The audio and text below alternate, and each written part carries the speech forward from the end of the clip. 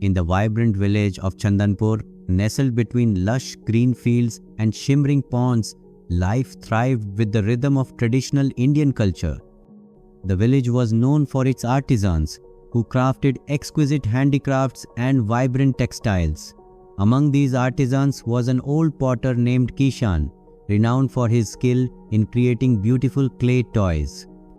His toys were a symbol of the village, admired by children and adults alike for their intricate designs and vivid colors. Kishan lived in a modest mud house with his young granddaughter Meera, a curious and lively girl of 10. Ever since she was little, Meera was fascinated by her grandfather's craft. She spent hours in the pottery shed, watching him shape lumps of clay into exquisite forms. Kishan's clay toys weren't just playthings, they were a reflection of life in Chandanpur. He crafted elephants, birds, dolls, and even miniature houses, each toy telling a story of the village's rich heritage. Meera was a bright and imaginative child. She loved playing with her grandfather's toys, often creating elaborate stories and adventures with them. Her favorite was a little clay elephant, which she named Golu. Meera believed that Golu could take her on magical journeys to distant lands. One day, while playing with Golu in the courtyard, Meera asked her grandfather, "Dadaji, how do you make these toys come to life? They look like they have their own stories to tell." Kishan smiled warmly, wiping his hands on a cloth. "Ah, Meera, it's all about the magic of imagination. These toys come to life in the stories you create for them. Every line and curve in the clay holds a part of our village's spirit.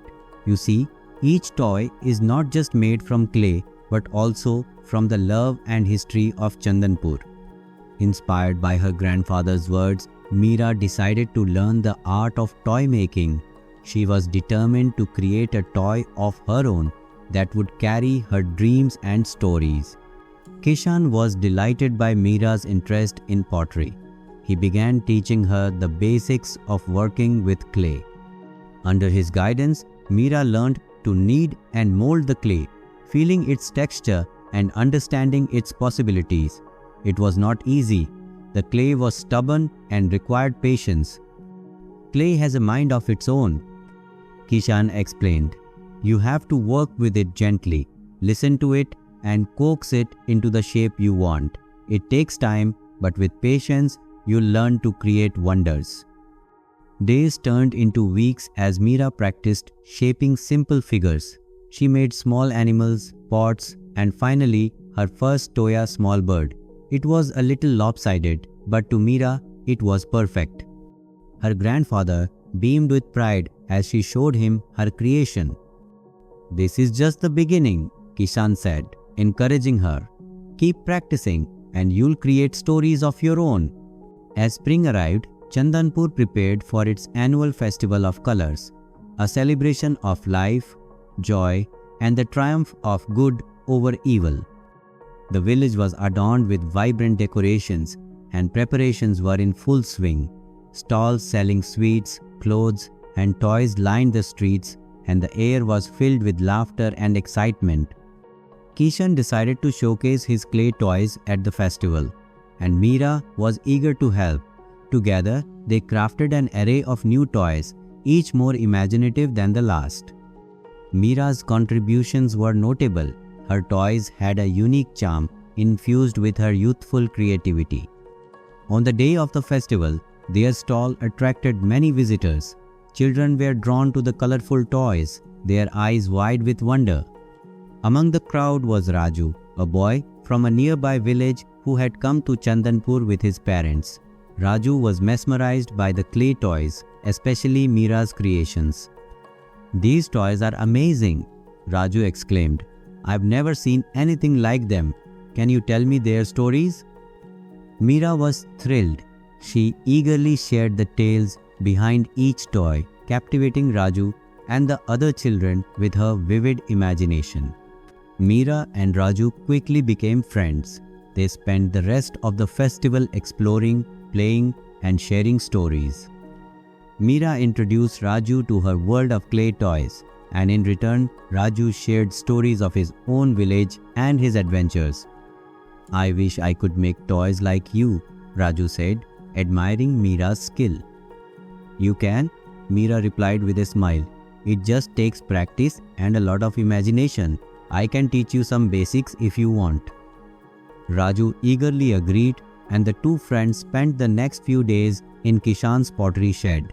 Meera showed Raju how to mold the clay, while Kishan provided guidance and encouragement. With patience and determination, Raju crafted his first clay figure, a small horse. Though imperfect, it filled him with a sense of accomplishment. "This is amazing," Raju said, holding his creation. "Thank you, Meera. You've shown me a whole new world." As the festival came to an end, Raju had to return to his village. He promised to visit Chandanpur again, and Meera promised to write letters filled with new stories and adventures. The two friends parted with a newfound appreciation for each other's talents and dreams. Inspired by her friendship with Raju, Meera dreamed of opening a toy shop in Chandanpur where she could sell her creations and tell their stories. She shared her dream with Kishan, who supported her wholeheartedly. "We can make it happen," Kishan assured her. "With hard work and your creativity, we can bring joy to many more children." Over the next few months, Meera worked tirelessly, improving her skills and crafting new toys. With her grandfather's help, she set up a small shop near the village square. The shop quickly became popular, drawing children and parents alike who marveled at the intricate clay toys. As Meera's toy shop thrived, it attracted the attention of a wealthy merchant named Hari, who saw an opportunity to profit from the village's fame. Hari approached Meera with an offer to buy her shop and mass-produce the toys in a factory. He promised wealth and recognition beyond her dreams. However, Meera was hesitant. She valued the craftsmanship and stories behind each toy, something that mass production could never replicate. She turned to Kishan for advice.